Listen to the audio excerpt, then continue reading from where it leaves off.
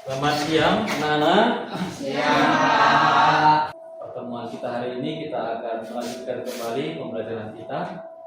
Dan Bapak ingatkan ya, di pertemuan minggu kemarin Bapak sudah sampaikan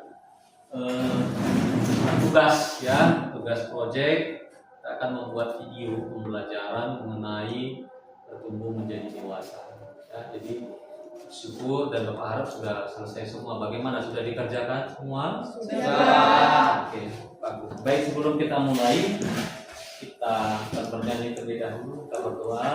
Nanti yang membuat doa pembukaan kepada anak kami Adisa, kita bernyanyi dulu. Ku mau cinta Yesus selamanya. 3, 2, 1.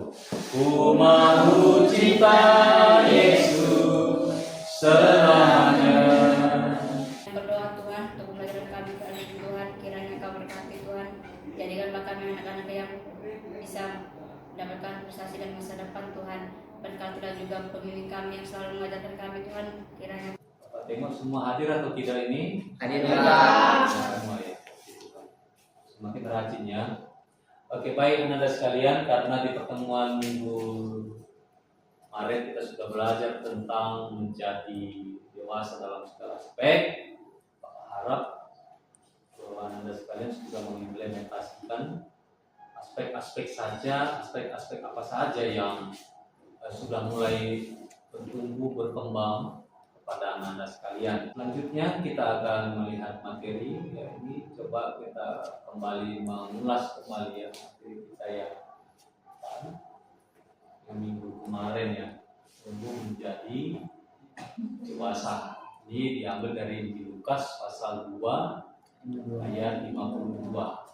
Ya, boleh dibacakan dulu. Lukas 2 ayat 52, dan Yesus makin bertambah besar dan bertambah hikmatnya dan besarnya dan makin dikasihi oleh Allah dan manusia.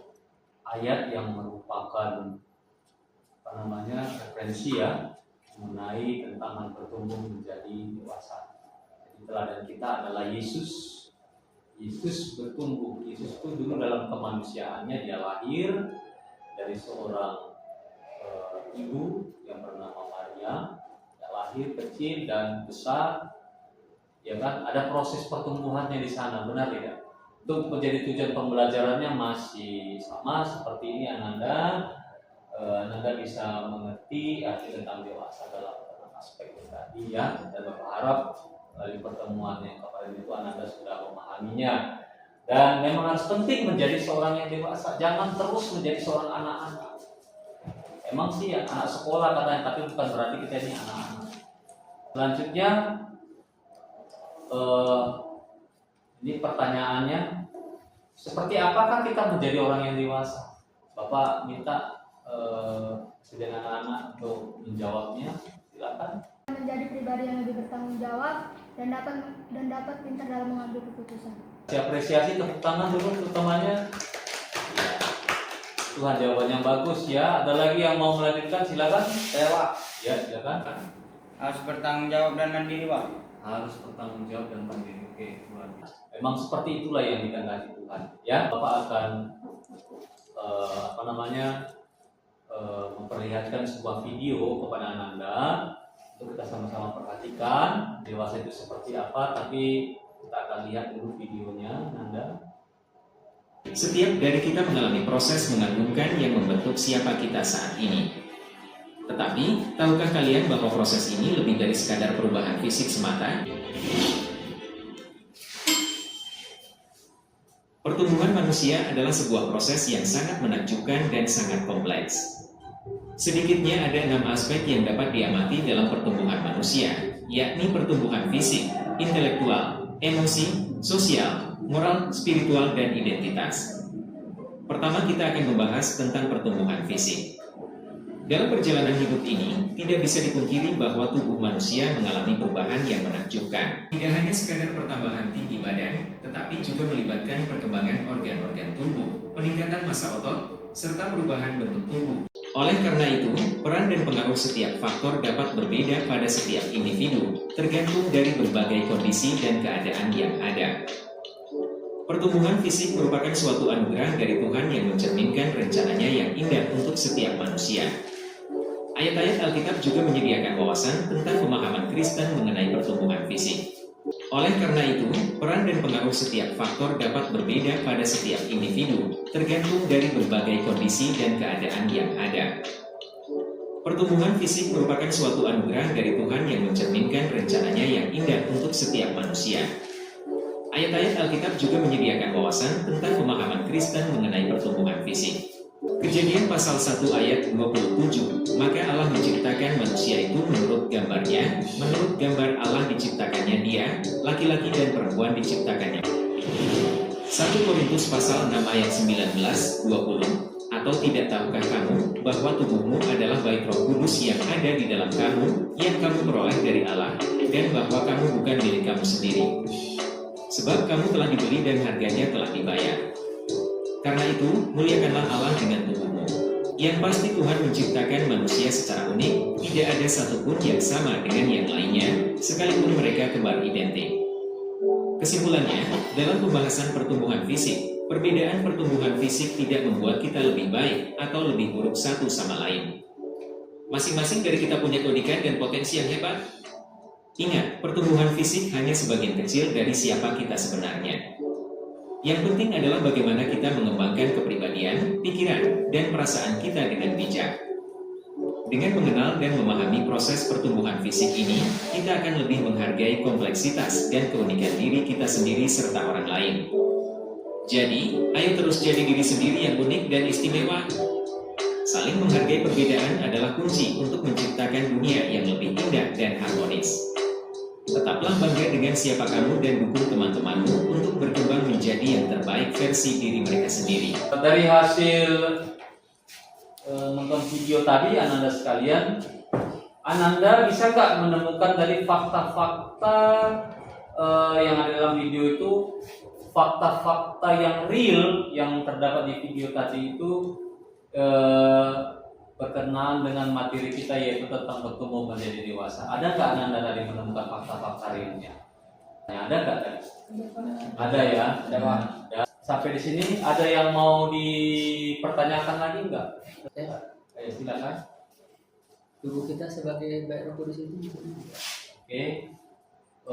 Itu salah satu yang diperhatikan dalam video tadi ya. Tubuh kita menjadi bait Roh Kudus. Itu tadi ada tercatat di dalam 1 Korintus, yang tidak tahukah kamu bahwa tubuhmu adalah baitnya Allah, tempat di mana Roh Kudus bersemayam. Makanya Nanda, sebenarnya gereja itu, gereja asli itu adalah kita sebenarnya. Gereja asli itu adalah kita. Kita ini sebenarnya adalah bait Allah yang hidup sebenarnya, bukan bangunannya. Ya, karena Roh Kudus itu sama dengan roh yang diberikan Tuhan kepada manusia ciptaan Tuhan. Jadi ketika kita dicipta Tuhan kan kita diberikan roh. Makanya kita dibilang baitnya Roh Kudus. Itu yang maksudnya. Jadi bertumbuh secara fisik ya, tetapi secara spiritual yang tadi sudah kita bahas di pertemuan minggu kemarin, spiritual itulah sebenarnya bait Roh Kudus Pak. Jadi di dalam perjalanan aspek spiritual, di sana ada Roh Kudus bekerja untuk membarui hidup kita menjadi lebih baik lagi. Menjadi, kalau dalam Alkitab bilang, manusia baru bahasanya. Jadi bukan soal hanya bertumbuh secara fisik, intelektual atau kognitif, emosional, tetapi kan yang minggu kemarin Bapak sebut bahwa aspek spiritual itu sangat penting. Ya, dan peran Roh Kudus yang dimaksud di situ juga adalah yang paling utama untuk membaharui hidup kita menjadi manusia yang dewasa, ya, secara rohani.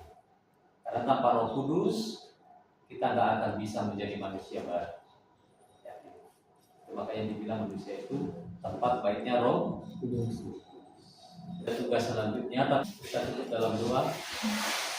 Kali ini kami berdoa sebagai penutup dan terima kasih kami atas berkat-Mu selama kami belajar tadi. Semoga ilmu yang kami peroleh melekat di hati dan pikiran kami. Terima kasih Tuhan Yesus, kami berdoa kepada-Mu. Di sini. Ya.